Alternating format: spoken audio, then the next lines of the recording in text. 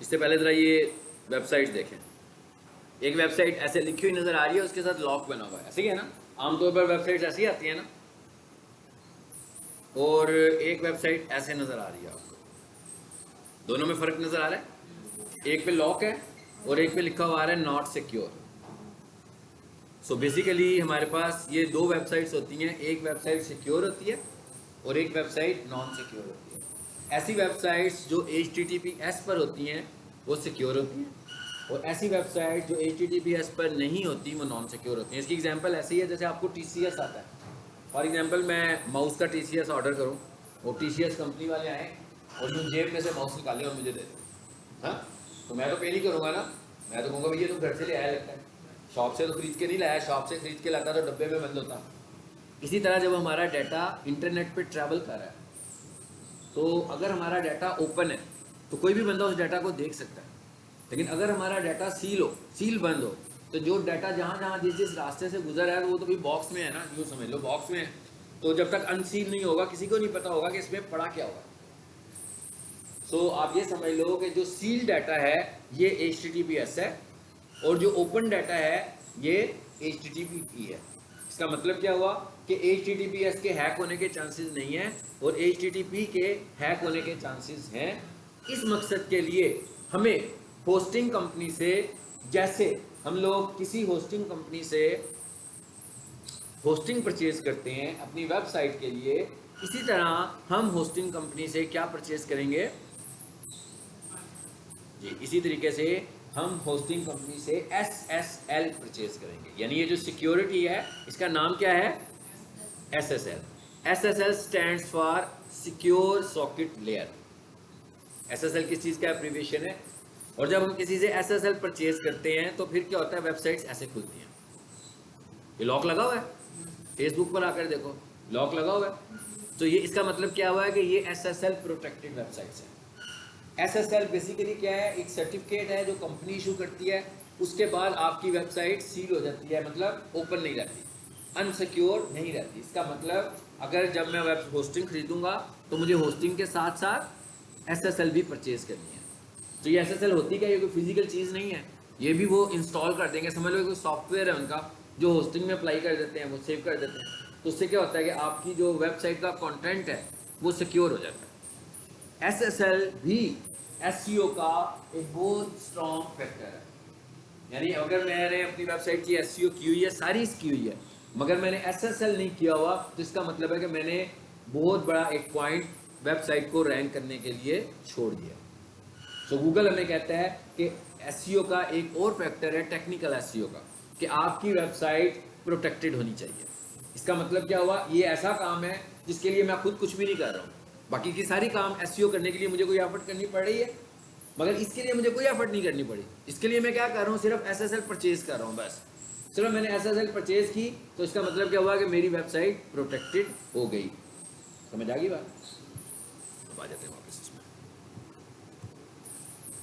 Secure socket layer is a standard security technology for establishing an encrypted link between server and client. Encrypt करने का क्या मतलब होता है, इनक्रिप्ट करने का मतलब यह है कि आपके घर में माउस आया डब्बे में बंद होकर, तो उन्होंने उसको इनक्रिप्ट कर दिया एक बॉक्स में। जब आपके पास वो आया, आपने डब्बा खोला और उसमें से माउस निकाल लिया, तो आप यूँ समझ लो कि डिक्रिप्ट कर दिया। समझ में आ गई। मैंने आपको एग्जांपल दी कि इनक्रिप्ट और डिक्रिप्ट करने की क्या है। इसका मतलब क्या हुआ, जब कोई चीज़ इनक्रिप्टेड होगी तो नज़र नहीं आ रही होगी, जब वो डिक्रिप्ट होगी तो नज़र आएगी। तो कहता है भाई ये SSL जब आप लगाते हो तो वो क्या करता है कि आपके डाटा को एक सील लगा देता है, ताकि वो जब ट्रैवल कर रही हो तो नज़र ना आ रही हो, और जब वो अपनी डेस्टिनेशन पर आएगी तो नज़र आएगी। अब बेसिकली आपका डाटा किधर से किधर ट्रैवल करता है। मिसाल के तौर पर मैंने अपनी वेबसाइट को अपलोड किया, लाइव किया, कहाँ पे किया, होस्टिंग कंपनी पे किया, सर्वर पे किया। तो डाटा मेरा कहाँ पड़ा हुआ है, सर्वर पे। यानी मेरी वेबसाइट कहाँ है इस वक्त, पीक सोल्यूशन की वेबसाइट इस वक्त किस जगह पर है, पीक सोल्यूशन की वेबसाइट इस वक्त किस जगह पर है, ऑनलाइन पड़ी है ना, किसी सर्वर के ऊपर पड़ी हुई है। जिसका मतलब क्या हुआ, कोई भी बंदा उसे खोल रहा है तो एक्चुअली वो पीक सोल्यूशन के कंप्यूटर कॉलेज से नहीं निकल रही वेबसाइट, वो सर्वर से निकल रही है। वो वेबसोल का सर्वर हो या किसी भी कंपनी का सर्वर हो, उधर से निकल रही है। अब वो जा कहाँ रही है, हो सकता है कभी उस वेबसाइट को कोई बंदा लाहौर में खोल रहा हो, कभी कराची में खोल रहा हो, कभी फैसलाबाद में खोल रहा हो, कभी USA में खोल रहा हो, कभी कनाडा में खोल रहा हो, मतलब मुख्तलिफ जगहों पे खोल रहा है। सो ये वाली जो साइट है इसको बोलते हैं हम क्लाइंट साइट। सो इसका मतलब क्या हुआ, वो क्या कहता है, कहता है an encrypted link between server and client. क्या कहता है, वो इनक्रिप्ट कर देता है इसको सर्वर और क्लाइंट के दरमियान। तो जब भी कोई क्लाइंट वेबसाइट की रिक्वेस्ट करता है तो वो रिक्वेस्ट किसके पास जाती है, सर्वर के पास, और फिर सर्वर उस वेबसाइट को ओपन करता है तो वो उसको ओपन करने के लिए भेज देता है क्लाइंट के पास। तो जब तक डाटा ट्रैवल कर रहा होता है उस वक्त तक वो उसको प्रोटेक्टेड रखता है, जब वो क्लाइंट के पास पहुंच जाता है तो खुल जाता है।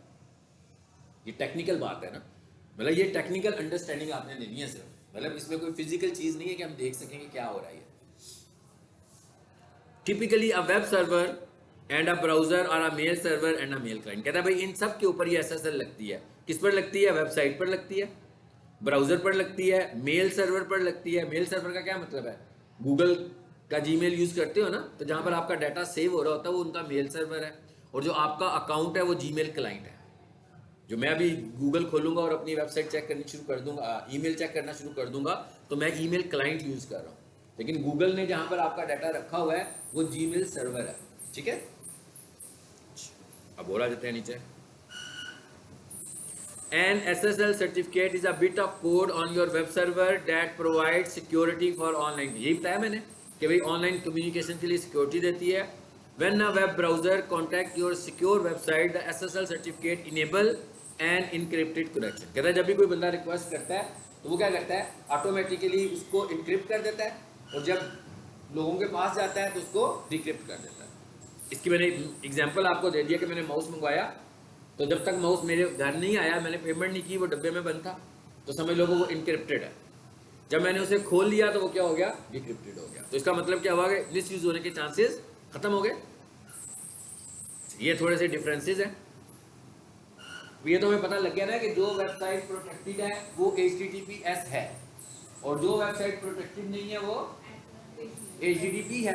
ठीक है, अब वो कह रहे हैं इन दोनों में फर्क क्या है। HTTP stand for hyper text transfer protocol, और ये क्या है, HTTPS stand for hyper text transfer protocol secure, बस इतना फर्क है।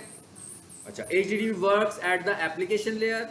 अब ये मुश्किल बात आपके लिए फिर एक और आ गई कि एप्लीकेशन लेयर का क्या मतलब है। ठीक है, नेटवर्किंग में जब डाटा ट्रैवल करता है, ठीक है, मिसाल के तौर पर मैं कह रहा हूँ भाई वेबसाइट, अभी मैं कह रहा था ना वेबसाइट ट्रैवल करती है, तो ये क्या ट्रैवल करेगी, हवाई जहाज से करती है, ट्रेन से करती है, इसकी ट्रैवलिंग कहाँ से हो रही है, केबल से हो रही है, थ्रू केबल हो रही है ना।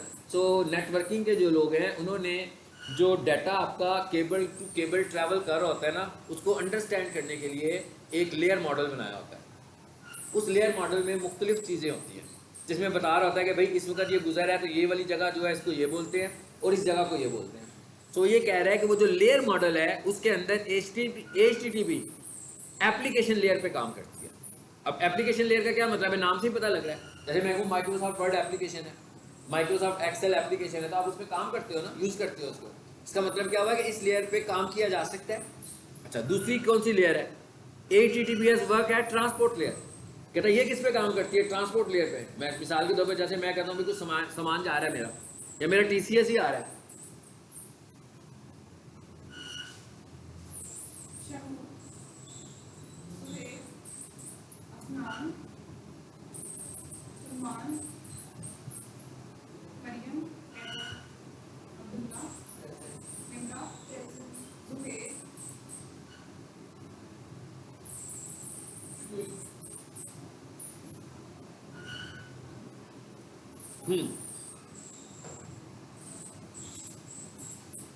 मेरा जब TCS आता है तो किस पे आता है, किसी ट्रांसपोर्ट पे आता है ना, भी TCS वाला बाइक पे बैठा होता है, तो इसका मतलब क्या, उसने डब्बा एक रखा होता है, बॉक्स, उसके अंदर सारे बॉक्सेस रखे होते हैं, उधर से मुझे दे देता है।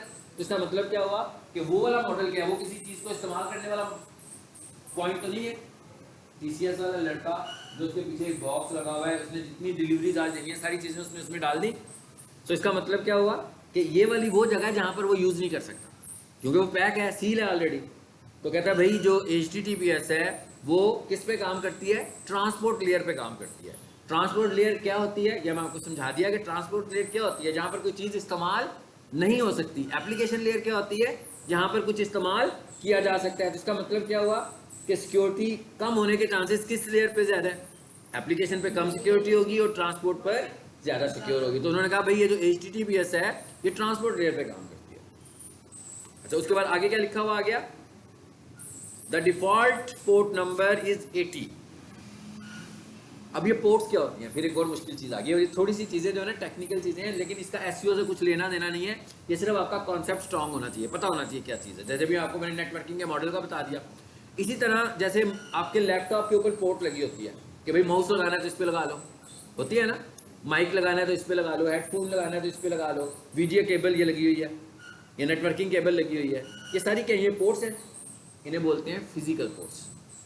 इसी तरीके से नेटवर्किंग में हमारे पास कुछ वर्चुअल पोर्ट्स होती हैं, वो पोर्ट्स फिजिकल तो नहीं होती हैं, लेकिन उन्होंने उनका नाम रखा होता है, उनको एड्रेस कैसे करते हैं, नंबर्स के साथ। तब वो ये कह रहा है कि पोर्ट 80 जो होती है वो कम सिक्योर होती है, और पोर्ट 443 जो है वो ज़्यादा सिक्योर होती है। ये नेटवर्किंग की बात है। फिर तो पोर्ट 80 कम सिक्योर होती है, तो HTTP किस पे काम कर रहा है, पोर्ट 80 पे कर रहा है। 443 ज़्यादा सिक्योर होती है, तो HTTPS किस पे काम कर रहा है, 443 पे काम कर रहा है। आगे क्या लिखा हुआ, आगे no encryption is present in HTTP websites. ये तो अभी हमने पढ़ ही लिया कि भाई ये इंक्रिप्ट नहीं होती, ओपन होती है, और जो HTTPS होती है वो इनक्रिप्ट हुई होती है। तो जैसे ही वो यूज़र के पास आती है, जैसे मैंने कहा कि भाई आपका माउस डब्बे में था तो इनक्रिप्टेड था, आपने साइन किए, पैसे पे किए, माउस आपको मिल गया, आपने डब्बा खोला और माउस निकाल लिया, तो इसका मतलब क्या हुआ, डिक्रिप्ट कर दिया, उसको यूज़ करने लग पड़े। वो ये कहता है कि जब डाटा आपका ट्रैवल कर रहा होता है तो इस तरीके से एक में प्रोटेक्टेड होता है और एक में नॉन प्रोटेक्टेड होता है। ठीक है, ये एग्जाम्पल थी, मैंने अभी आपको दिखाई भी थी पहले। अब ये जो SSL वाला काम है, ये काम हमारा SEO में ना वेबसाइट के ऊपर होना है ना किसी जगह पर होना है। भाई ये मैंने क्या करना है, ये तो मैंने उससे कहना है, होस्टिंग कंपनी से कहना है कि भाई मैंने SSL नहीं ली थी, बताओ कितने पैसों की दोगे। वो कहेगा भाई मैं 3000 की दे रहा हूँ, 4000 की दे रहा हूँ, मैं SSL खरीदूंगा, अपनी वेबसाइट को प्रोटेक्ट कर लूंगा, तो क्या हुआ, एक SEO का फैक्टर और अप्लाई हो गया कि मेरी वेबसाइट SSL प्रोटेक्टेड हो गई। इसको हम कहते हैं कि वेबसाइट पर सिक्योरिटी लगी हुई है। क्लियर, यहां तक समझ में आ गई बात। चलिए अब आगे चलते हैं।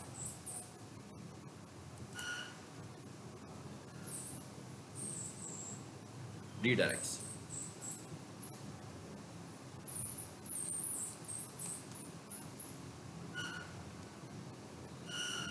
इससे पहले ना हमने एक ऑप्शन पढ़ा था, इसका ताल्लुक ऐसे अभी SSL से भी है, अभी बताऊंगा कैसे है। इससे पहले हमने एक ऑप्शन पढ़ी थी कैनोनिकल। सो कैनोनिकल है था क्या, कैनोनिकल इंफॉर्मेशन देता था क्राउलर को और घुमा देता था क्राउलर को, ऐसे ही है, घुमा देता था कि नहीं था, घुमाता, कहता था भाई यहाँ नहीं रहना, कहीं और चले जाओ, यही कहता था ना। तो इसका मतलब क्या हुआ, रीडायरेक्ट कर रहा था, वो भी तो एक रीडायरेक्ट ही है। क्राउलर एक, जैसे मैं यहाँ पर पढ़ा रहा हूँ डिजिटल मार्केटिंग की क्लास, एक स्टूडेंट आता है, वो कहता है फाउंडेशन का स्टूडेंट हूँ, तो मैं उसे घुमा दूंगा ना यहाँ से, मैं दूंगा भाई नीचे वाले पोर्शन में चले जाओ, वहाँ पर लैब में क्लास हो रही है, तो चला गया। तो इसका मतलब क्या हुआ, रीडायरेक्ट किया हमने उसको। इसी तरह कैनोनिकल भी क्या कर रहा था, रीडायरेक्ट कर रहा था कि भाई यहाँ पर तो डुप्लीकेट कंटेंट पड़ा हुआ है, यहाँ ना रुको, कहीं और चले जाओ। सो इसका मतलब कैनोनिकल भी क्या है, रीडायरेक्ट की ही एक किस्म है। Canonical is also a type of redirect, मगर जो कैनोनिकल रीडायरेक्ट है इसको हम बोलते हैं वर्चुअल रीडायरेक्ट। अब मैं दो कॉन्सेप्ट दे रहा हूं आपको, एक कॉन्सेप्ट दे रहा हूं वर्चुअल रीडायरेक्ट और एक कॉन्सेप्ट दे रहा हूं फिजिकल रीडायरेक्ट। फिजिकल रीडायरेक्ट का क्या मतलब है, फिजिकल रीडायरेक्ट का मतलब यह है कि आपकी वेबसाइट पे बेसिकली आता कौन है, दो लोग आते हैं ना, यहाँ यूजर आएगा कोई या क्राउलर आएगा, तीसरी तो कोई चीज़ नहीं है। यहाँ तो लोग यूज़ कर रहे हैं आपकी वेबसाइट को, www.jio.tv मैंने खोला, न्यूज़ पढ़नी शुरू कर दी, ये तो मैं यूज़र में आऊँगा, क्राउलर आएगा उसको रैंक करने के लिए, तीसरी तो कोई चीज़ नहीं है। तो अगर आपकी वेबसाइट रीडायरेक्ट हो क्राउलर के लिए भी और यूज़र के लिए भी, तो इसे हम बोलते हैं फिजिकल रीडायरेक्ट। अगर आपकी वेबसाइट रीडायरेक्ट हो सिर्फ क्राउलर के लिए, तो इसे हम क्या बोलते हैं, वर्चुअल रीडायरेक्ट। ठीक है, समझ में आ गई।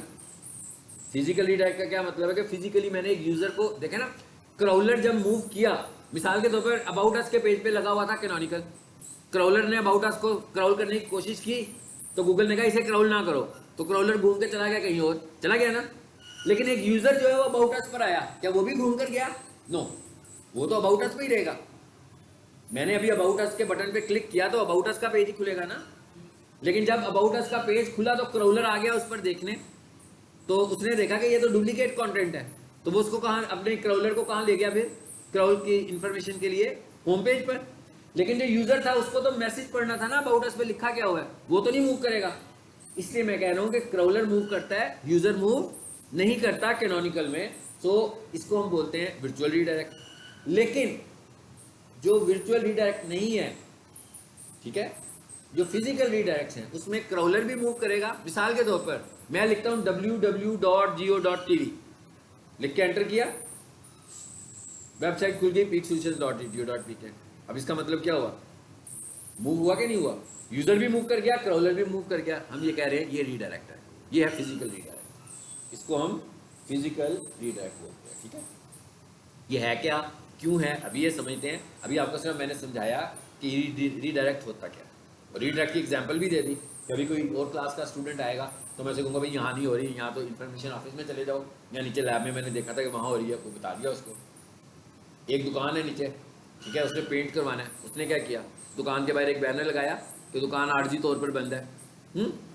पेंट हो रहा है, जैसे ही उसका पेंट खत्म होगा वापस आ जाएगा अपनी दुकान पे, तो आर्जी तौर पर बंद थी ना। फिर क्या हुआ, एक दुकान पर के मालिक ने किराया बढ़ा दिया, ठीक है, उसने क्या किया, एक दुकान छोड़ी और दूसरी पर चला गया। उसने कहा कि ना अब दुकान यहाँ से शिफ्ट हो गई है, यहाँ आ गई है। तो ये जो एग्जाम्पल्स दे रहा हूँ मैं, ये सारी एग्जाम्पल्स किस चीज़ की हैं, रीडायरेक्ट की एग्जाम्पल्स है ना। अब इसमें आपको फील हो रहा होगा कि मैं दो तरह के रीडायरेक्ट की बात कर रहा हूँ, एक परमानेंट और एक टेम्परेरी।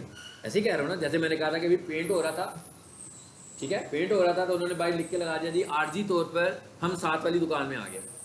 लेकिन जैसे ही पेंट कंप्लीट हुआ वो वापस आ गए अपनी दुकान में। तो इसका मतलब क्या हुआ, ये रीडायरेक्ट है, मगर कौन सा, टेम्परेरी है। फिर क्या हुआ कि वो उसने दुकान ही छोड़ दी और दो दुकानें छोड़कर अपनी एक और दुकान ले ली। अब वो क्या कहेगा, अब वो ये तो नहीं लिखेगा कि हम आरजी तौर पर वहां शिफ्ट हुए हैं, अब वो लिखेगा कि भाई हम लोग उधर शिफ्ट हो गए। अब ये कौन सा रीडायरेक्ट है, ये परमानेंट। सो हमें पता लग गया कि रीडायरेक्ट कितनी तरह के हैं, एक दो तरह के हैं, एक को हम परमानेंट रीडायरेक्ट बोलते हैं और एक को हम टेम्परेरी। आगे A redirect is a way to send both users and search engines to different URL। यही बताया ना मैंने आपको कि सर्च इंजन को और यूजर्स को किसी दूसरे URL पे भेजने के नाम को ही हम कह रहे हैं कि रीडायरेक्ट है। उसके बाद आगे क्या कह रहा है, टाइप्स कितनी तरह के हैं, दो तरह के हैं, एक को हम बोलते हैं 301 और एक को हम बोलते हैं 302। 301 जो है वो कौन सा है, परमानेंट, और 302 जो है वो है टेम्परेरी। अच्छा, अब इसका मतलब क्या हुआ कि जब मैं अब हम नंबर्स में बात करेंगे कि अगर मैं 301 वाला लगाता हूं यानी 301 का रीडायरेक्ट लगाता हूं तो इसका क्या मतलब हुआ, इसका ये मतलब हुआ कि मैंने किसी को परमानेंटली एक जगह से दूसरी जगह भेज दिया। ऐसे ही है, बेसिकली परमानेंटली एक जगह से दूसरी जगह वेबसाइट जा रही है, ऐसे ही है, वेबसाइट ही जा रही है ना एक जगह से दूसरी जगह। ये हम क्यों भेजते हैं, इसकी दो तीन रीजंस हो सकती हैं, देखते हैं कौन सी हैं। URL has been moved permanently to another URL। मतलब पहला तरीका तो ये है कि भी पहले एक URL था, उसके बाद शिफ्ट कर दिया आपने उसको। मिसाल के तौर पर मैं कहता हूँ मेरी एक कंपनी है abc.com के नाम से, 20 साल पुरानी कंपनी है। जब उनके बच्चे बड़े हुए उन्होंने कहा भाई हमें ये नाम नहीं अच्छा लगता, हाँ, तो उन्होंने कहा भाई इसका नाम रख लेते हैं xyz.com। अब पुराना नाम क्या था, abc.com। अब कोई भी बंदा, उन्होंने क्या किया, ABC की होस्टिंग भी अपने पास रखी, डोमेन अपने पास रखी, और एक और नई डोमेन खरीद ली XYZ और उसके साथ। अब जो उनका पुराना क्लाइंट abc.com लिख के एंटर करेगा वो एरर नहीं आएगा, बल्कि वो कहाँ चला जाएगा, xyz.com के ऊपर। तो एक तरीका तो ये है कि हम किसी पुराने नाम को नए नाम के ऊपर शिफ्ट करा लें, एक तरीका।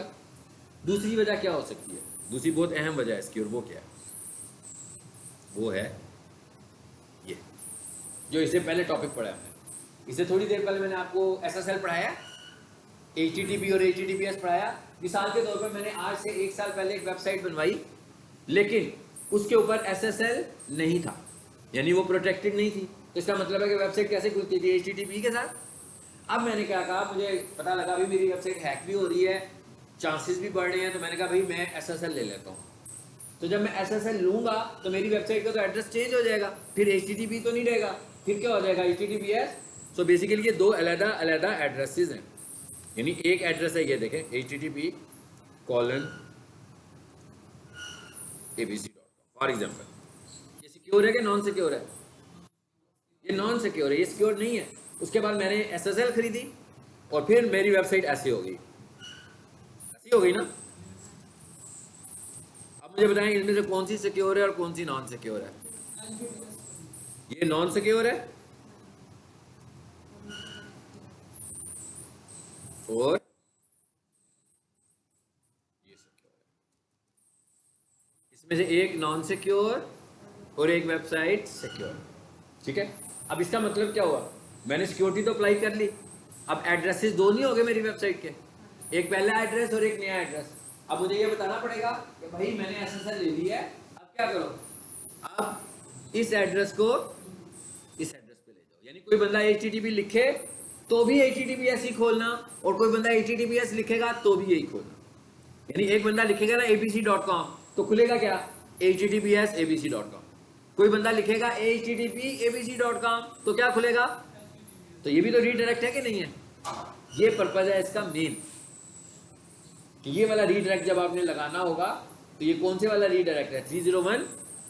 अब ये रीडायरेक्ट लगाना कहाँ पर है? ये रीडायरेक्ट लगेगा होस्टिंग में। मतलब ये रीडायरेक्ट हम किस जगह पे लगाएंगे? होस्टिंग में जाकर लगाएंगे। अभी हमने समझा है कि ये रीडायरेक्ट होता क्या है, अभी मैं आपको लगाने का तरीका भी बताता हूँ, अगर मेरी होस्टिंग का अकाउंट खुल जाए तो। इधर आए जरा, इस पर इसे भी खोल लेते हैं साथ।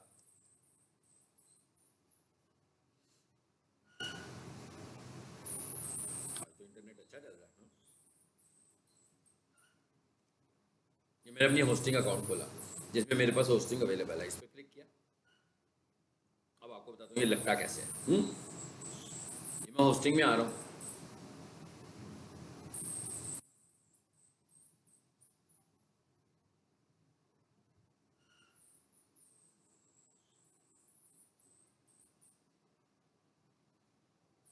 ये सी पैनल, मैंने कहा ना सी पैनल में लगता है।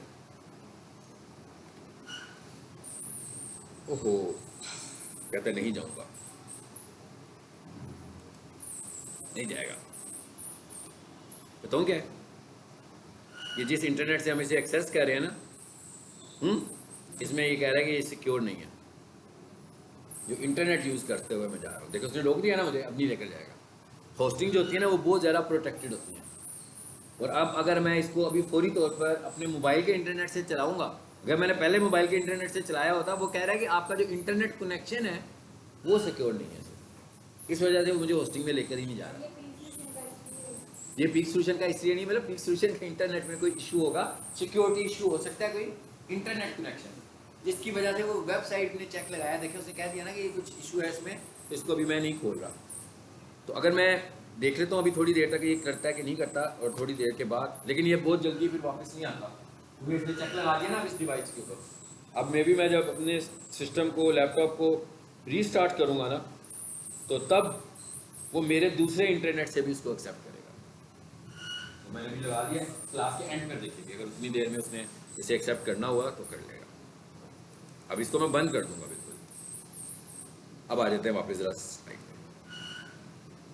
कॉन्सेप्ट क्लियर हुआ कि HTTP से कहाँ चलेंगे? HTTPS में। अब अगला क्वेश्चन क्या है? अगला क्वेश्चन ये है कि भाई एक साल से तो ये HTTP पर थी, तो हमने इसकी SEO भी करवा ली। अब जब हम इसको HTTPS पर लेकर जाएंगे तो SEO का क्या स्टेटस है? ऐसा तो नहीं है कि SEO भी खत्म हो जाएगी और फिर मुझे नए सिरे से SEO करनी पड़ेगी। तो गूगल हमें ये कहता है कि अगर आप 301 लगाओगे तो इसके साथ आपकी SEO लूज नहीं होगी, आपकी SEO का स्कोर 7 मूव करेगा।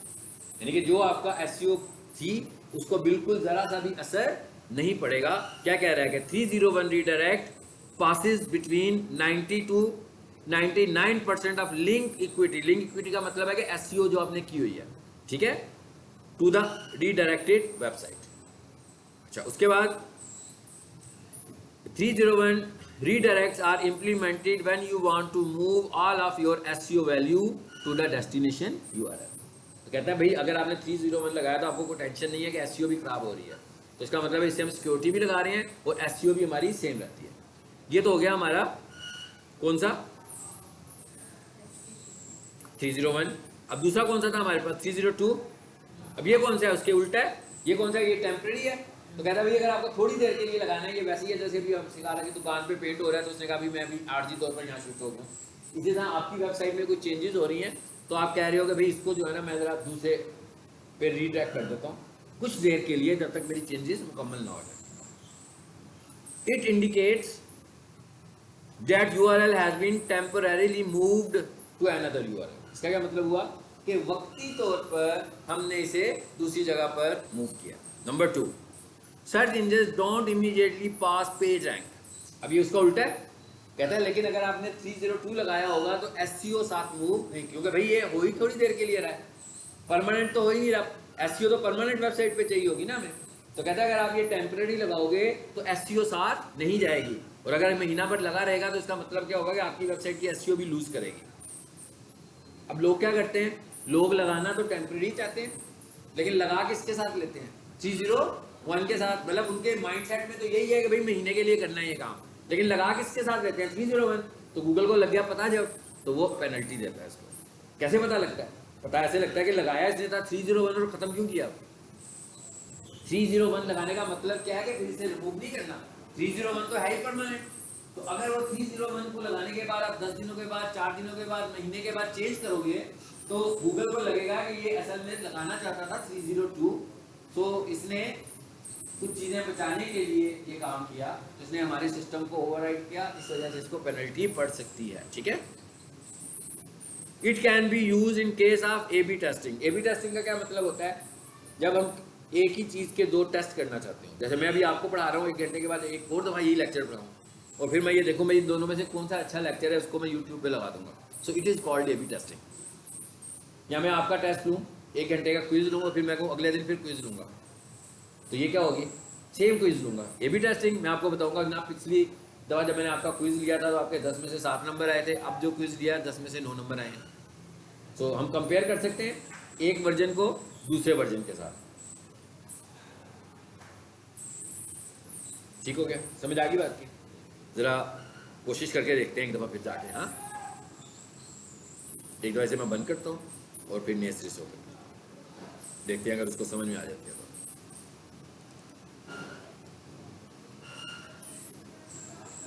सर मुझे ये बताएं, अगर फॉर एग्जांपल हम इस क्लास को इवनिंग में शिफ्ट करें 5:30 बजे, तो कितने लोगों को सूट करता है। कर नहीं रहा हूँ मैं, सिर्फ इन्फॉर्मेशन ले रहा हूँ। अभी करना होगा तो फिर बाद में बताऊँगा। एक आपको भी कोई प्रॉब्लम नहीं है, आप तो आते ही कभी कभी बड़े अच्छे और शिकल दिखाई है यार, हैं रो जाते हैं। आपको प्रॉब्लम है, हाँ आप जॉब करते हो इवनिंग में, ओके, और आप कैसे आ जाओगे, आप आप भी नहीं आ सकते, यही पूछना सारा। ठीक हो गया, चलिए जब आ जाते हैं आगे, अब ट्राई मारते हैं एक और दफ़ा।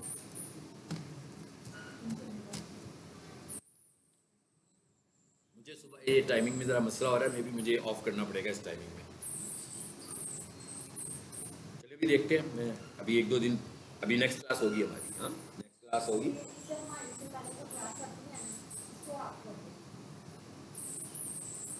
उसे क्या कर दूँ, फिर क्या होगा, मैं मॉर्निंग में आना नहीं चाह रहा मैंने कहा मैं मॉर्निंग में आना नहीं चाह रहा, तो मैं शिफ्ट कर दूंगा, तो फिर भी मैं मॉर्निंग में ही आना पड़ेगा। हाँ मुझे आने का इशू बन रहा है ना, ज़रा ट्रैवल करने का इशू बन रहा है, उस वजह से मैं कह रहा हूँ। दो दूर से आता हूँ, मुझे इवनिंग में भी पढ़ाना होता है ना, फिर इतना टाइम मुझसे दिया नहीं जाता। अब देख लेते हैं, एनीवेज देखते हैं, अभी कोई प्रॉब्लम नहीं है, फिक्र नहीं करें आप, ऐसे यारो मददगार नहीं छोड़ेंगे आपको। ठीक है, जब सूट कर रहा होगा तो तभी, हाँ वही मैं कह रहा हूँ, जब जैसे सूट करेगा ना वैसे ही कुछ प्लान बनाऊंगा। चलो भाई, उसने तो कहा मैं खोलूंगा ही नहीं इसको। हाँ ओके, बाय बाय कर देते हैं। ये नेक्स्ट क्लास में मैं आपको इसका प्रैक्टिकल कराऊंगा, ठीक है, अपनी साइट के ऊपर। अच्छा अब आ जाते हैं आगे, इसका मतलब इसमें भी कुछ इशू हुआ है।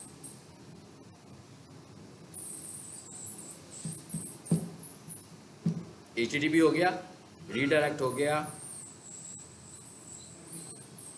कैनोनिकल भी हो गया, जरा ये देखते हैं एक दफ़ा फिर से, ज़रा एक समझ लो कि एक चेक लिस्ट हम डिस्कस करने जा रहे हैं SEO की, कि जो हमने SEO करनी है, जो चीज़ें हमने पढ़ ली हैं, ये वही सारी चीज़ें हैं। हाँ, नंबर 1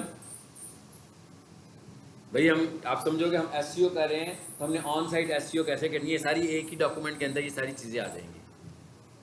नंबर 1 क्या है, create user friendly URLs।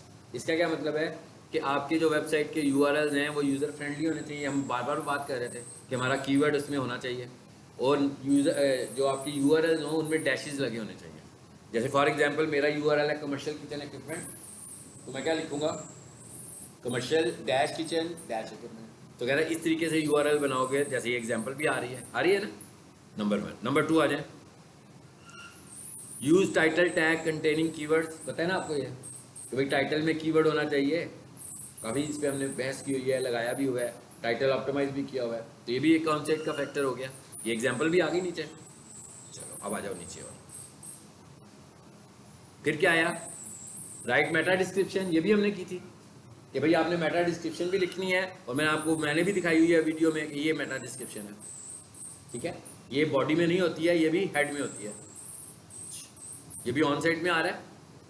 Pay attention to headings. अब हम बॉडी में आ गए, बॉडी वाले पार्ट में आ गए, और कह रहा है भाई बॉडी वाले पार्ट में आपने क्या करना है, ये भी हमने डिस्कस किया था कि आप,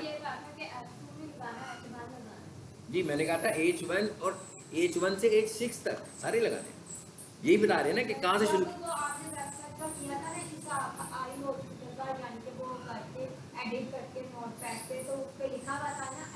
इसलिए लिखा हुआ था, यही मैंने बताया था कि जब आपने शुरू, यही यहाँ पर भी तो यही बता रहा है, कहता भाई आपका स्ट्रक्चर कहाँ से शुरू होना चाहिए, H1 से। ये क्या है, मेन हेडिंग, तो इसकी सब हेडिंग कौन सी बन जाएगी, 2। H2 की सब हेडिंग क्या बन जाएगी। कहता है जब आप अपना कंटेंट लिखोगे तो उसको हेडिंग और सब हेडिंग में डिवाइड करना है आपने, और आपने शुरू पहले ही हेडिंग कौन सी लगानी है, H1। सर आपने H1 की जो है ना, मैंने कहा था H2 नहीं यूज किया, लगा हुआ था, मैंने रिमूव कर दिया था, ऐसे किया था ना। क्यों किया था, इसलिए किया था ना तो उसमें H1 नहीं लगा हुआ था। पहले H1 लगाएंगे ना, पहले H1 फिर H2। अगर H3 लगा होगा तो मैं रिमूव कर दूंगा, मैं कहूँगा पहले H2। अगर H4 लगा होगा और H3 नहीं लगा होगा तो मैं कहूँगा भाई पहले ना H1 लगाया ना H2 लगाया, सीधा H4 क्यों लगा रहे हैं।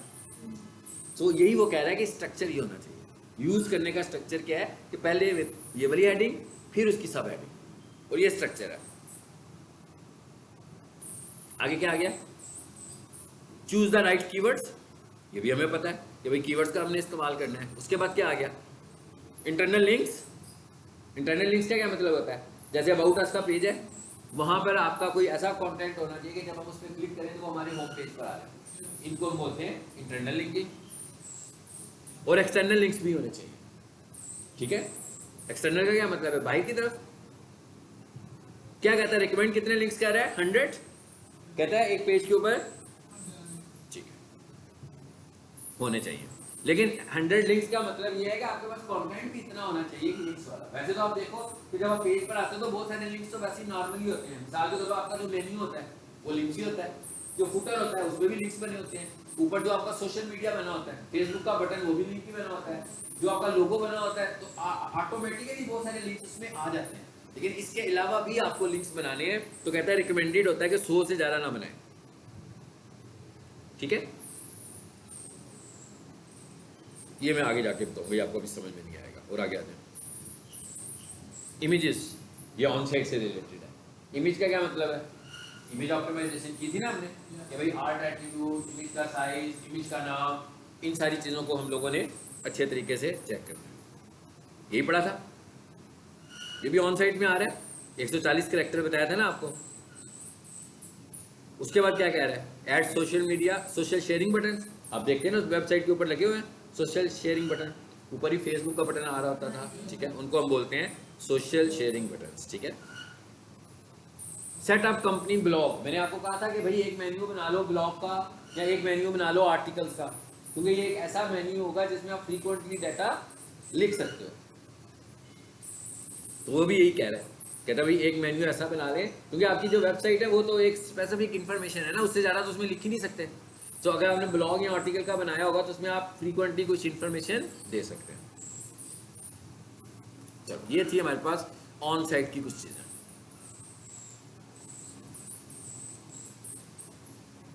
तो यहाँ पर एक और चीज़ समझ लेते हैं, ये वाला टॉपिक समझ लेते हैं बस। इसके बाद अगर आपने कुछ पूछना होगा तो मुझसे पूछिएगा। वो वाला टॉपिक हमारा बड़ा है, फिर वो कवर नहीं होगा। हाँ, ये क्या चीज़ है,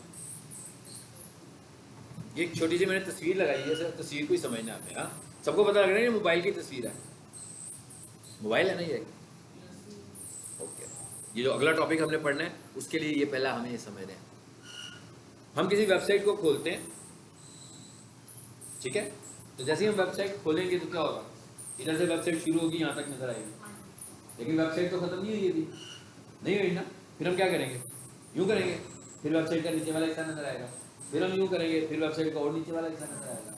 सो जब हम किसी वेबसाइट को खोलते हैं तो जो हिस्सा आपको सबसे पहले नजर आता है इस हिस्से को हम बोलते हैं above the fold content. Basically मैं क्या कर रहा हूँ, मोबाइल को फोल्ड कर रहा हूँ ना, इस तरह करके फोल्ड करता जा रहा हूँ और पढ़ता जा रहा हूँ। सो ये वाला जो कंटेंट होता है जो ऑटोमेटिकली वेबसाइट का आ जाता है, इसको हम बोलते हैं अबव द फोल्ड कंटेंट। मैं एक वेबसाइट खोल के भी दिखाता हूँ आपको, खोलते हैं।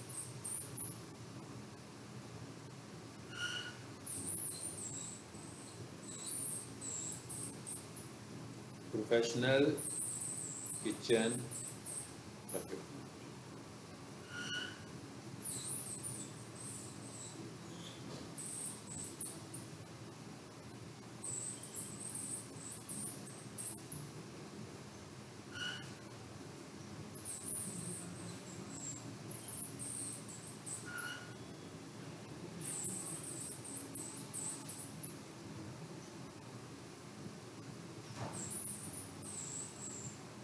चलिए बस हमारा लेक्चर यहाँ पे एंड हो रहा है।